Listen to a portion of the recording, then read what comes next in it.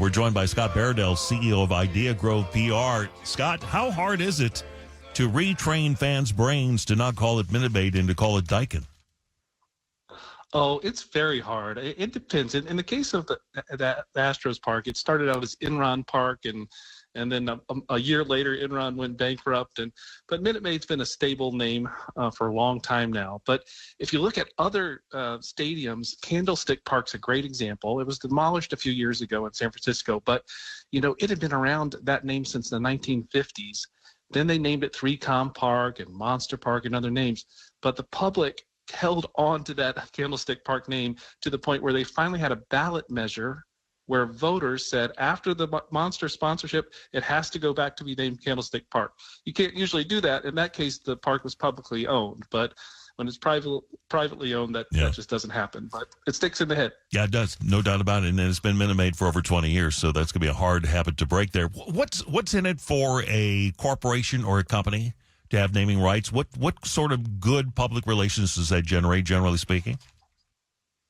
Well, it's brand awareness, and it's hard to measure. There was a guy who out of Temple University who did a 25-year study of stadium naming rights and trying to trace the value of it and whether it was worth the investment these brands made, and he could not definitively answer the question. And so I think you have to have faith that the building your brand name is going to be worth it. In the case of Daikin, they're a very big company, but in the U.S., their name recognition is far less than competitors like Trane and Carrier, other big HVAC companies. It's kind of like Aux out of China that's trying to build a presence in the U.S. now.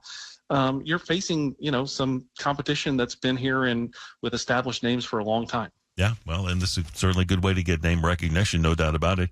Can you put into dollars? We have no idea what Daikin paid for the naming rights, but can you put into dollars what something like that generally is worth? Is it worth, over the course of 15 years, is it worth $50 million? Is it worth $60 million, $100 million? What's it worth? Well, it very much varies based on the size of the market. I know that in the case of the Dallas Cowboys deal with AT&T, that's about $15 million every season. So that's a lot. And if you look at it over, you're cutting a deal for, over a decade, that's a lot of money. If they haven't revealed it in this case, it might be in the same range, but it's probably a little smaller than that. Okay. And if you were to take a look at the cost involved in making a name changeover, I mean, you've got the big Minute Maid Park on the side of the ballpark. You've got signage all over the place. That's going to amount to a decent chunk of change just to change all that, isn't it?